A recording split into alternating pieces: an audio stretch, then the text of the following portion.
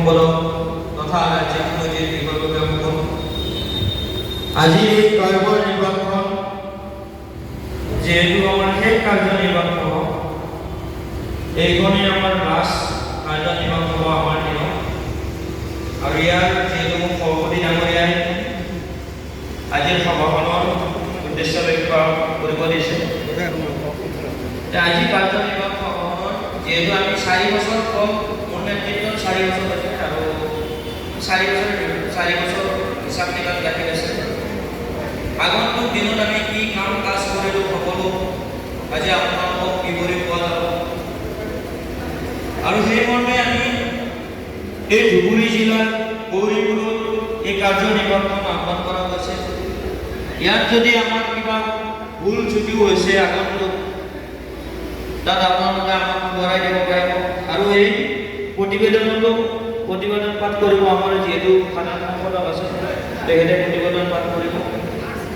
তেখেতক প্ৰতিবেদন কৰক, আমি সভাপতি বা মই যেতিয়া সম্পাদক আছোঁ আমি সহযোগ কৰিম। এই কাৰ্যনিৰ্বাহ সভাখন উদ্দেশ্য ব্যাখ্যা হৈছে যে বছৰেকীয়া হিচাপ নিকাচৰ প্ৰতিবেদন পাঠ, সন্থাৰ যিখিনি কাম কাজ কৰিলোঁ সকলো প্ৰতিবেদন পাঠ। আৰু আপোনালোকে অৱগত গমেই পায় আমি কি কি কাম কৰিছোঁ, কি কি কাম কৰা নাই, ক'ত কেনেকৈ গৈছোঁ, কিমান বাৰ গৈছোঁ, সেইটো কথা সকলো অৱগত। সেই বিষয়ে মই আজি চৰকাৰীও সভাৰ উদ্দেশ্য ব্যাখ্যা অৱগত কৰিছোঁ। ইয়াত যদি কিবা ভুল ভ্ৰান্তি হৈ গৈছে ক্ষমা কৰিব।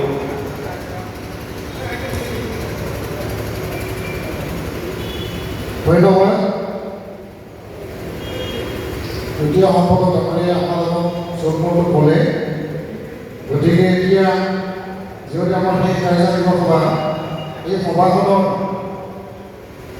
উদ্দেশ্য ব্যাখ্যা কৰিলে, সভাৰ উদ্দেশ্য ব্যাখ্যাৰ ওপৰত আমাৰ জিলা সমিতি বিষয়ববীয়াসকলে কিবা বক্তব্য ৰাখিব নেকি, বা ইয়াত কিবা ক'ব লগা আছে যদি হয়তো 2 এষাৰ চমুকৈ ক'ব পাৰে।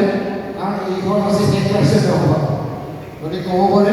আৰু যদি ক'ব পাৰে নকয়, তেনেহ'লে আমি ডাইৰেক্ট বিগত বছৰসমূহৰ খতিয়ান দাঙি ধৰিম, কামত লগতে জমা খৰচৰ হিচাপ নিকাচ, আৰু সেইটো আমি এই কাৰ্যনিৰ্বাহ সভাতে গৃহীত কৰিম আৰু প্ৰস্তাৱ গ্ৰহণ কৰিম। কোনোবাই ক'ব নেকি কাৰ্যনিৰ্বাহ সভাৰ উদ্দেশ্য ব্যাখ্যাৰ ওপৰত? যদি কয় তেওঁ মঞ্চত আহি